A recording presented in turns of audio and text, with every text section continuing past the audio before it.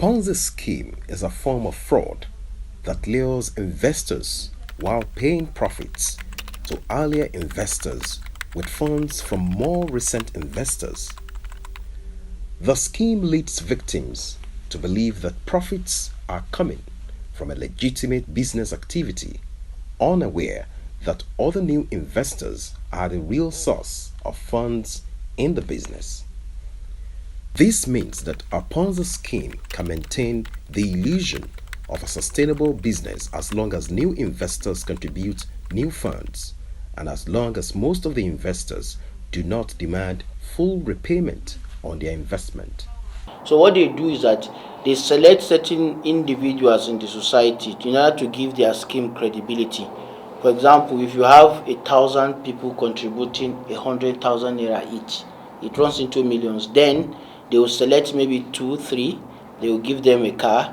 They will credit their account, and they will use the account, the alert, and put it. I've been to some of their training, so I know what I'm talking about. They will use the alert that they've credited 1 out of 1,000. They will take the one person abroad, is in America, is in whatever. They will tell him. They will tell you he's a former doctor, a former banker, a former lawyer.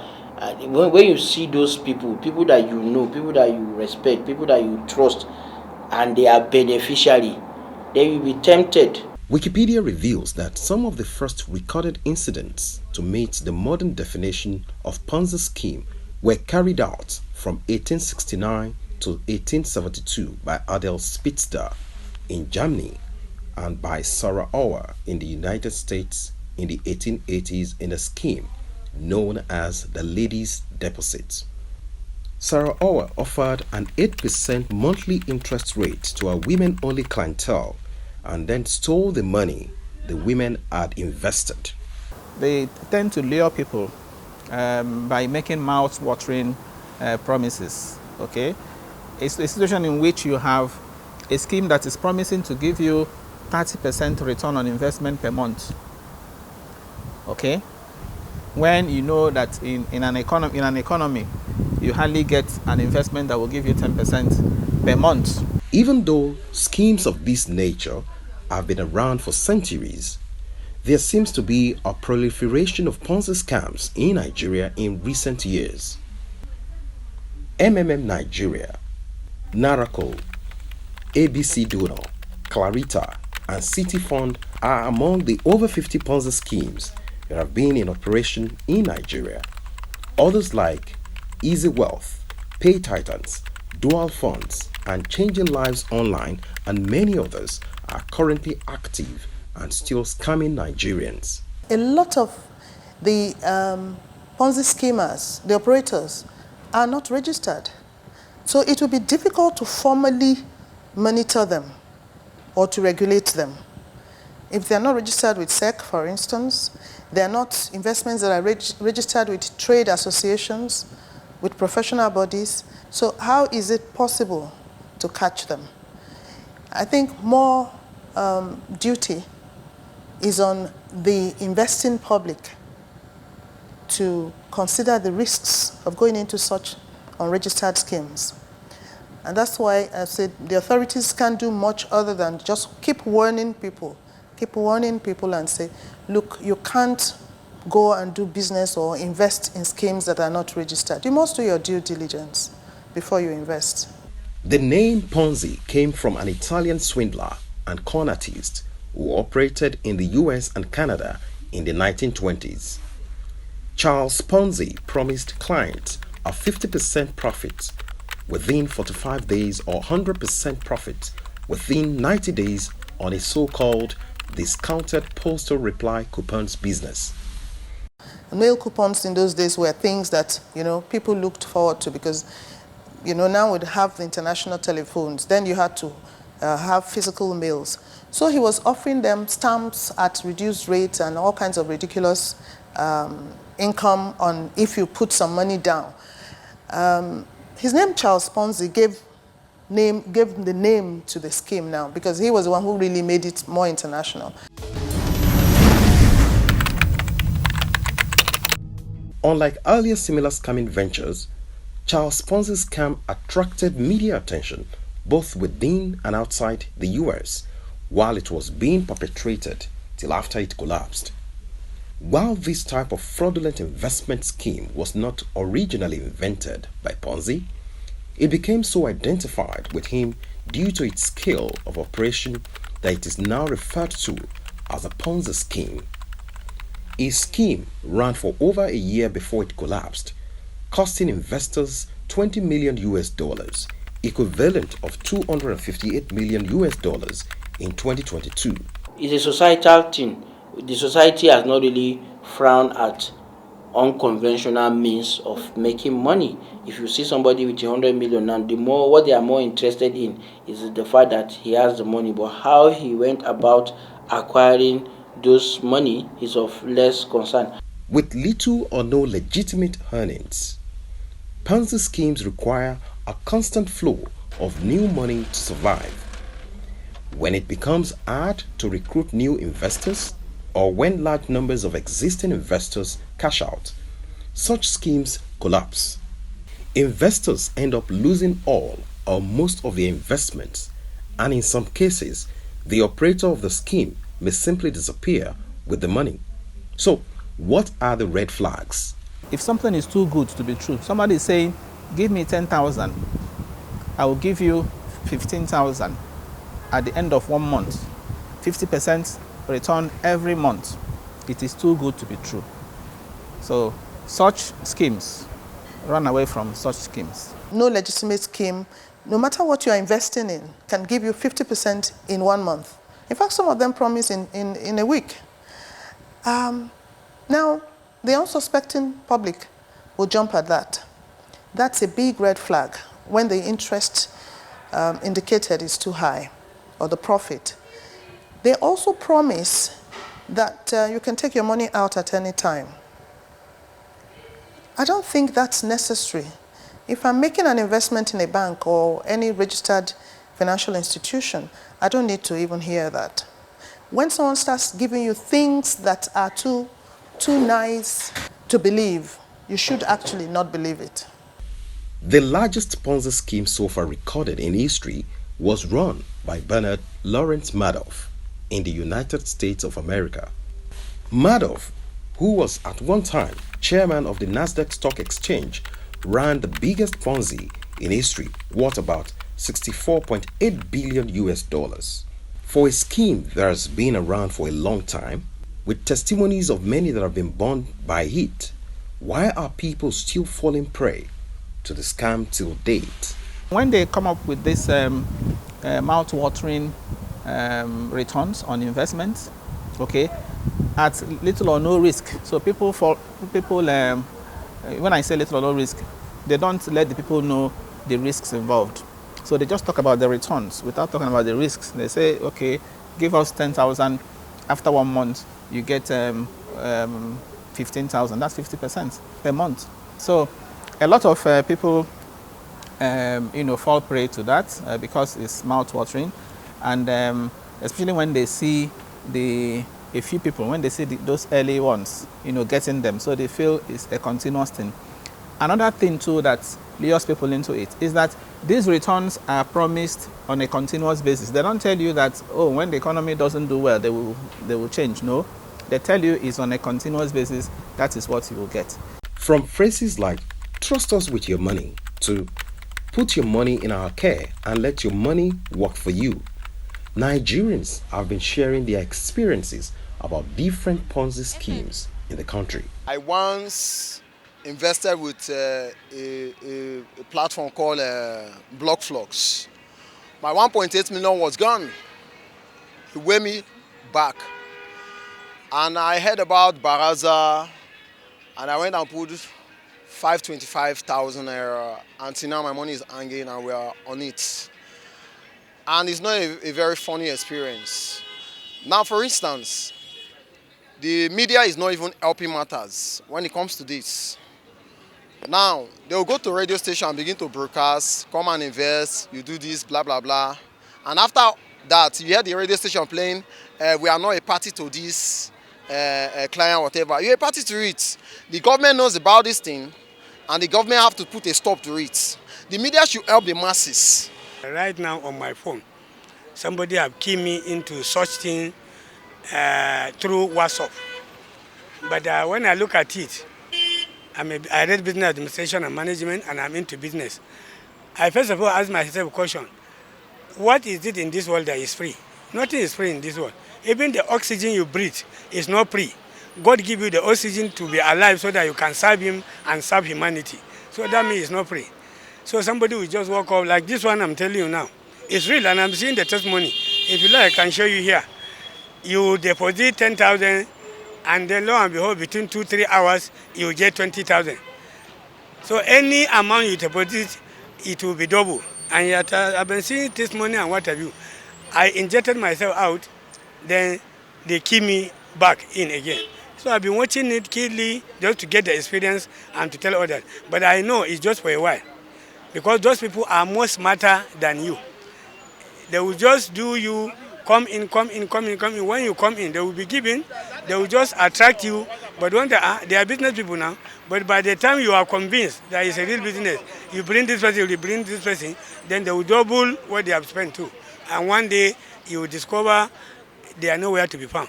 I invested in those kind of things, and I don't really advise anybody to go into it, because I invested a lot of money, and at the end I didn't get anything as payback. So ever since then I stopped investing in such a thing. So they will tell you invest in 5 minutes time, you get double, or in 1 week, in a week time you get double of your money. I don't advise anybody to venture into that kind of business. So it's a bad experience. I fall victim, but technically I fall victim. I have one terminal in Maraba, so I employ one lady. And when she called me that she want to invest in transaction online investment. So when she did, she invest 70,000 naira, and they call her that in next 30 minutes they will give her 80% of the profit of what she was investing. So unknowingly that she thought maybe before I arrive, she have already recovered her capital, her profit. So when I came in, I said when she want to reconcile her account in evening hour, I asked her, what is the money that I give it for you? She said, Oga, I'm sorry, I invest in social this thing. They say in next 30 minutes they will give me 80% of it. So technically I fall victim.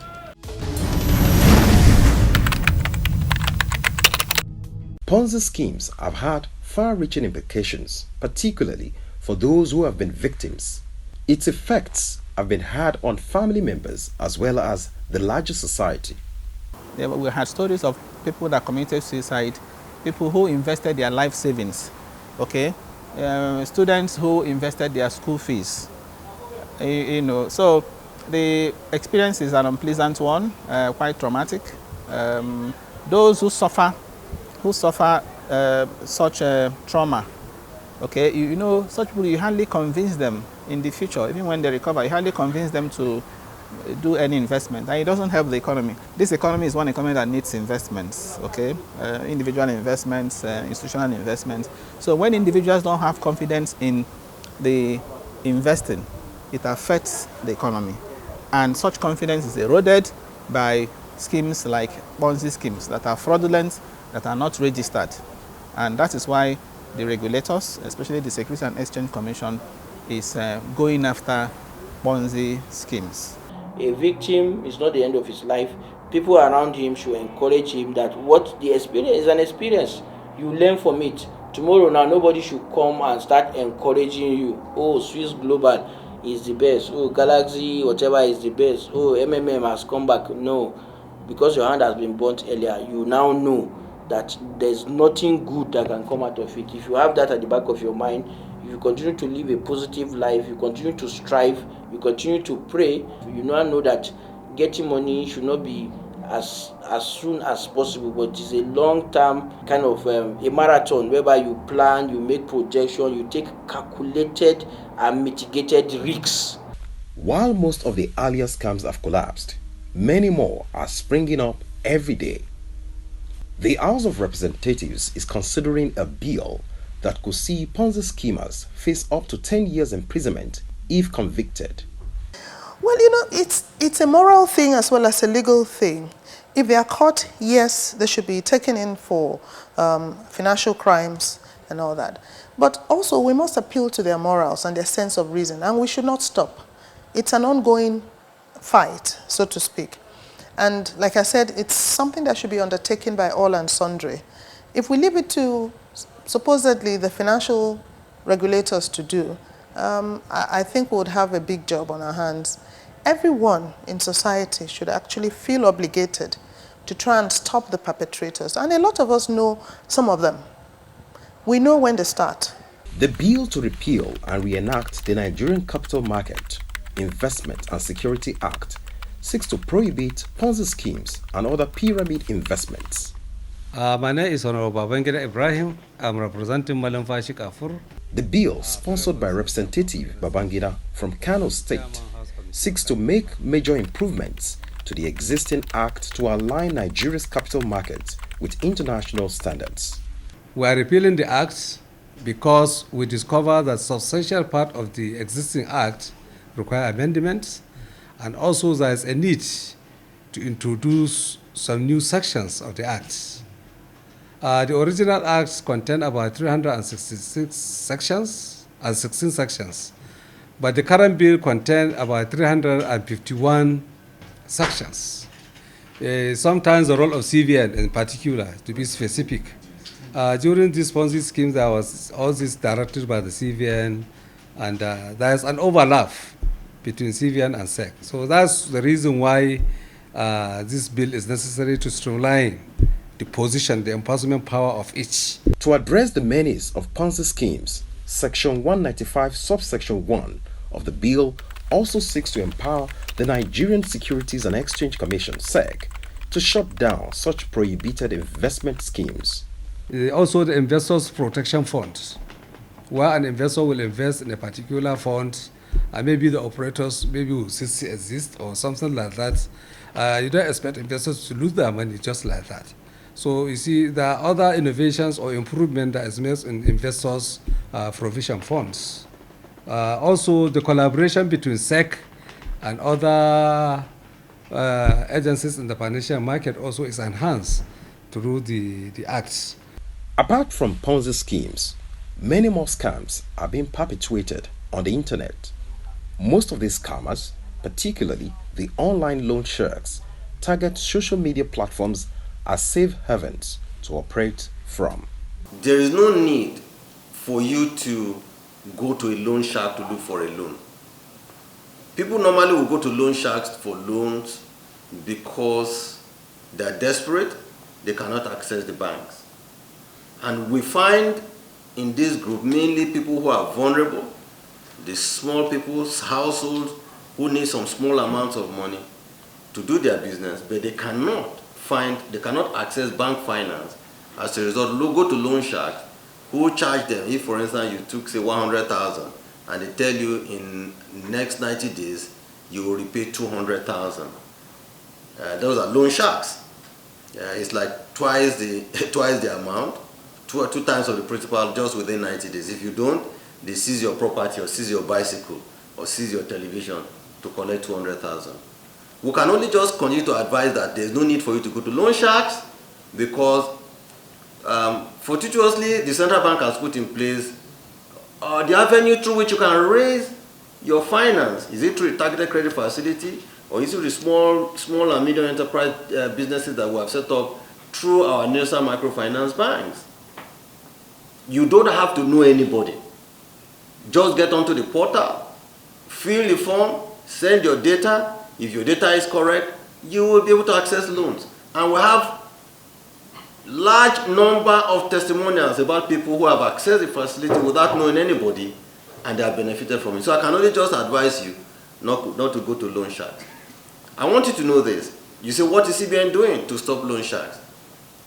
I can assure you that if we know them, if we see them, we will deal with them.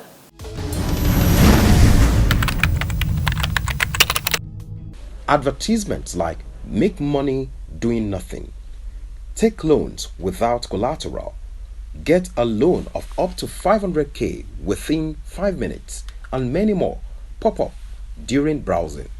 First, the promise that you can borrow money just like that. And then if you don't pay the money, they use all kinds of strategies to try to get the money paid. But the interesting thing for the borrowing public is that you are not under any obligation to pay back money that you get from a loan shark. Legally, you're not under any obligation, but a lot of people don't know. I'm not certain about what the laws are in Nigeria, but out there, in America, in UK, and a few other places that I know of, the loan shark is not registered. So he's not covered under the law to insist that you pay back that money.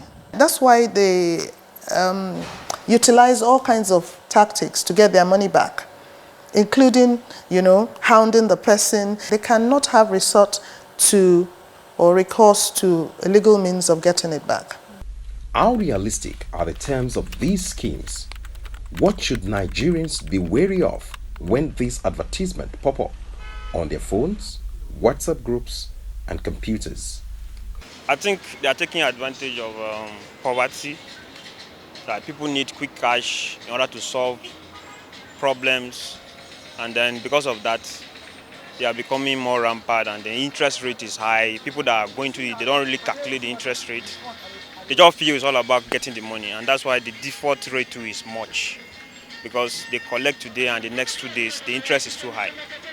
So they default in paying back. That's what I think, and the economy is not friendly to the common man. You hardly see a rich man going for those loans. Somebody that is doing well. Like me, I have never taken any. I'm not doing too fine, but I weigh my options, and the disadvantage of default, the criminal messages they do send to contact, looking at all those things, all those factors won't make me to go into any quick cash loan. And actually I did borrow. That was in 2020.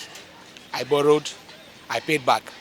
They keep on disturbing me. I should come back and borrow. That somebody else even used my own name to borrow money, and for me to come and that the person has run away.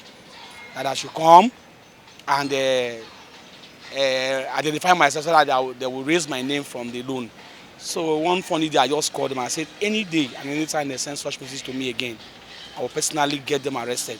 Many occasions I have seen online, they will say you should just click, within 5 minutes they give you loan, no collateral, though I have not collected. But the one that I don't like, that pisses me up, is that sometimes they will just send me message, send me some names I know. I should tell them that they are a fraud or thieves and so on, calling them sorts of names. And some of these people are reputable people of this nation. So embarrassing somebody after you have pleaded for the person to take a loan, and maybe because of one thing or the other, the person is not able to pay. Instead of you to call the person's attention, you send the news to all the contacts that is on the person's phone. Me, I don't like it. I don't know why the persons with your BVN and all those things, you apply a loan. And you look at it that some of them are even fraudsters, because you are not seeing what you are going to be charged. As you collected 50,000 naira, you'll be paid 52. And then of every you recover that yes, you collected 50,000 naira, you are paying 90,000 naira, both interest and the principal, and which is very, very bad, because they are not monitoring, because they are not supervising them, because there's no any government policy against those financial institutions.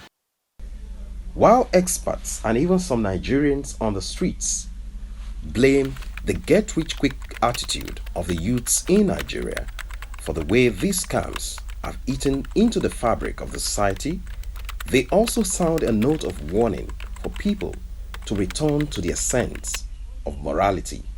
There's no dignity in getting money so instantaneously, and you know that it's from an illegitimate source. So I would beg us, plead with Nigerians particularly, let's work with legitimate schemes. Let's also not be in a rush to get rich, especially the younger people. So I would say, please, let's go back to the old days. yes, things may not be exactly like I expect in the old days, but we can still have dignity in how our lives are run. And some of the things that push people into such schemes are not basics. They're not the needs of life, it's the wants of life. And I would always say, let's get our mindsets right.